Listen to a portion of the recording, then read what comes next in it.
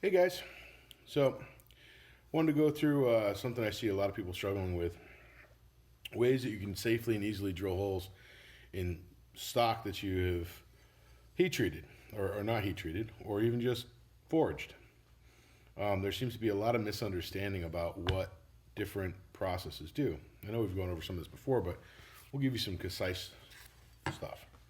So this blade here has been forged and it's been normalized, but nothing else has been done to it. Now, a lot of times, especially with steels that have a little bit of chromium or have some to the higher side of the carbon content, or have some other alloy that can cause carbon banding or carbide formation, normalized won't necessarily drill well, um, especially if you do a traditional, 1600, 1500, 1400 normalization. What ends up is you end up with a very soft, somewhat normalized state, but you end up with little bands of carbide or bands of or nodules of carbides. Carbides are formations where carbon bonds with a certain element, either tungsten or vanadium or chromium, and makes an extraordinarily hard substance. It's microscopic, but it's enough to strip the corner off the drill bit so it squeaks, squeaks, squeak, and doesn't cut anymore.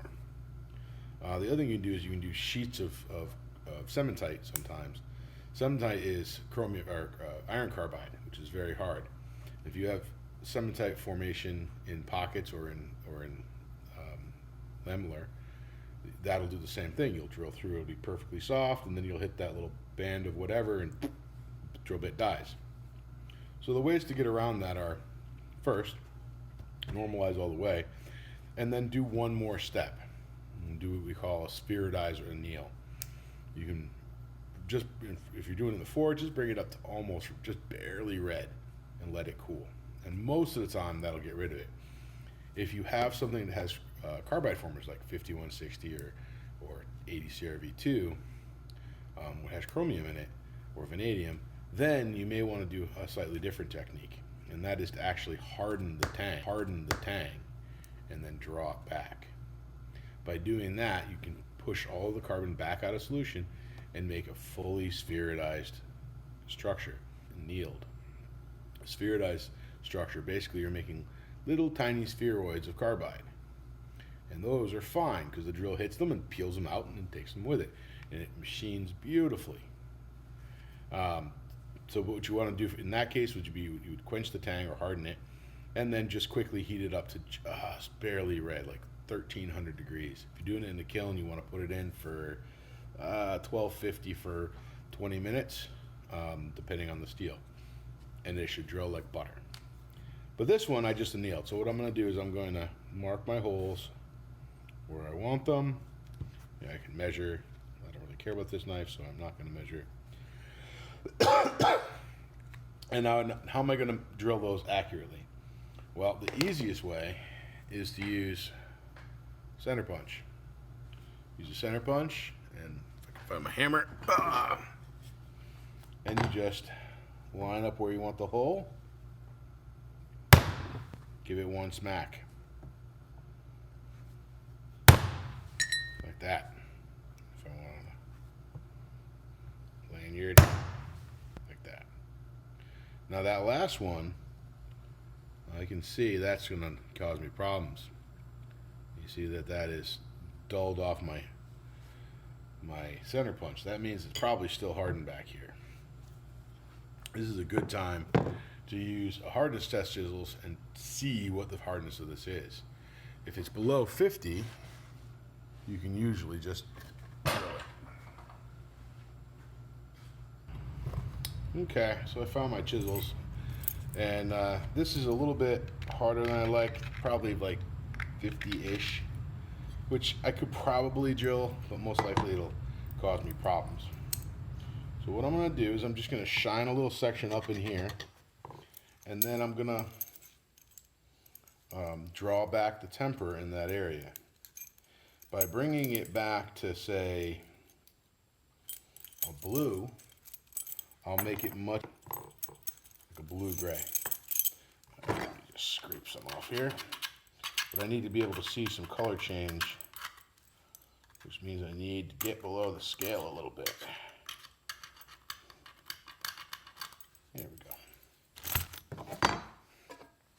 just sand it too. The other two seem pretty good, so I'm not going to bother with those. So we're just going to heat that one little spot there, and you can spot anneal this if you've already hardened it. This works excellent to just bring it back so you can drill that one spot. The key is to never go red. If you go red, it doesn't go as well. I'm just watching for the oxide colors in those scratches I made. It's just starting to turn blue. The light in here probably won't let you guys see this very well. Try. See, there we go.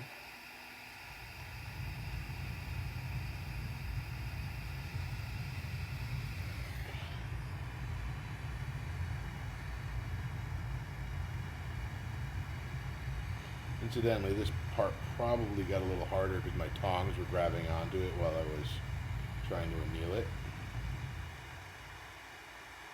Normalize it, I should say.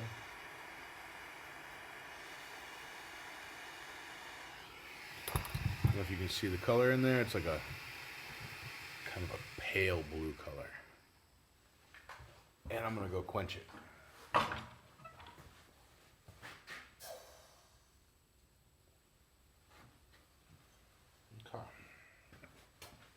That should be good. We'll go drill those 3 holes. All right, some things you need to remember when drilling. There's different kinds of drill bits, and they actually aren't better or worse. They're just, different types. So like these two here, this is what's called a high-speed steel drill bit. So this steel is designed for tools, and it's designed to get hot and hold its heart. It can't get too hot, but hot enough that drilling speeds won't really affect it.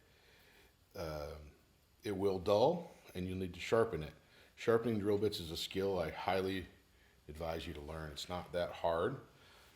You want to keep an 18-degree angle, around 5 or 10 degrees back angle, and then back sharpen on here, you see. This drill is actually cobalt, which means it has high-speed steel with 5% cobalt. It's a little bit tougher and has a little higher abrasion resistance. This was better for steels like stainless steel, things that have a little gumminess in them. This was originally a thicker web and probably was set up with a slightly different tip angle. The different angles are for different materials. For your drill press, you're going to want some accessories. This is what's called a drill block or a machinist block. You can also use a 1, 2, 3 block. You just want something that's perfectly parallel in these two surfaces with holes in them. This is nice because I can put a round down the middle, so I can drill holes in my rounds, you see. And then you want to make sure it's flat. You also want to have chip brush to brush the nasties away, and a drill press vise. I like a drill press vise like this, machinist style, which can grip from either side and is reasonably robust, but you can use one of the flat ones too. You'll notice this has no way to bolt this down, and that's because for the most part, you don't bolt things down on drill presses. You don't need to. Drill presses are really just a quick way to put a hole in something. It's not a milling machine. It's not going to drill with the same kind of accuracy. The other thing you can do is use a block of wood. That's pretty common if you don't have a super accurate need. If you're doing very accurate holes, or especially for right up and down and perpendicular holes, you need to have a vise or something that's going to be very parallel. In this case, well, my tang isn't really straight because it's tapering. So if I put this on here, I'm going to automatically go at an angle. So I'm just going to use a piece of wood. And you see I have this piece of wood here that has been used for this purpose a few times. Now this drill press has a normal chuck. There's also keyless chucks. They work excellent. We have another one in the shop here that has a keyless chuck. Use this drill bit here. The next thing we need to worry about is, after we have backup and the drill bit chosen, is, well, how fast to run it.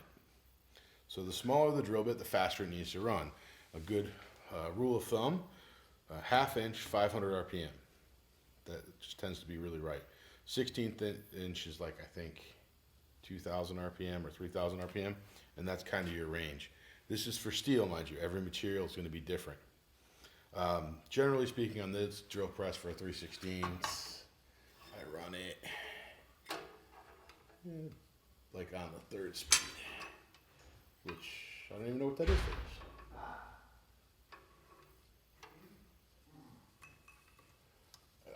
3rd speed is 720 RPM. So about that.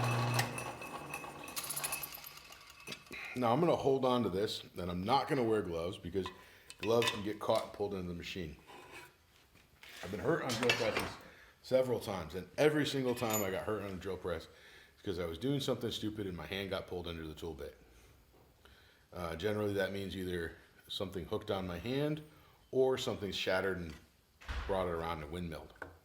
To prevent windmill, especially on small drill bits, you want to grab in a fist. If you try to grab on a drill press like this or like this, and that drill catches on the backside of the hole, it's going to spin around, and that's when you're going to get stitches. This way, the drill press will stop, or you'll break the bit before it windmills, because you have your knuckles braced against the back of it. You have a firm grip. I like to have some light on here, so I have this little light, like that. So that's it. So I'm going to drill these holes. So first one, lined up. Oh, that's not good. All right. Before I go any farther, now I'm going to go and anneal this one. And I'm going to take it out and resharpen my drill bit, because I guarantee even that little touch dulled the bit. Yep, look at that. So we'll sharpen the drill bit first.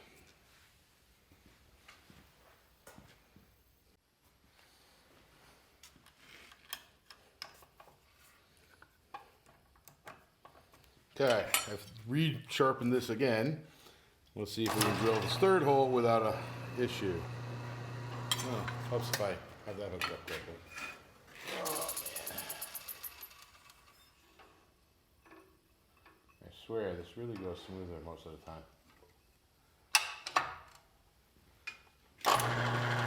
Hey, look at that.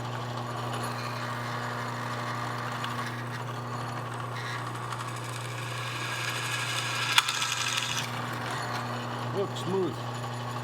Alright, we'll give that one another shot with this bit now that we know it's sharp.